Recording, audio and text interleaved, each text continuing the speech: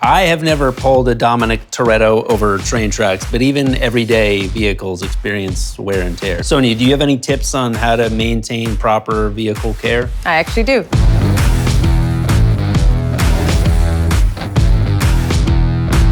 Dukes of Hazzard. You're gonna have to bust out your asthma inhaler.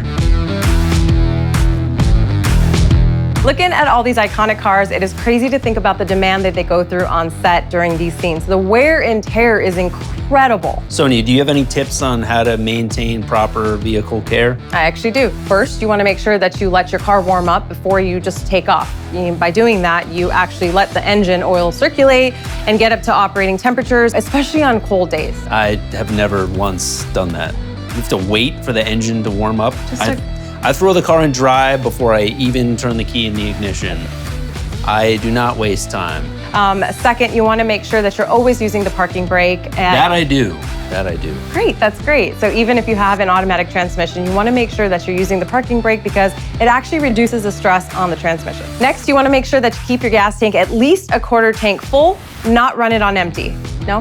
No. Okay. You want to make sure there's a quarter tank because you actually keep the fuel pump running cooler and more efficiently, which ends up being great for your car. Okay, fair enough. Lastly, you want to make sure that you are as gentle as you can on brakes. Now, I understand that life happens and sometimes you have to slam on brakes, but trying to minimize that as much as possible will actually lengthen the life of your brake pads and all braking components. So be a little more gentle on your brakes. I will try my best. That's all I ask.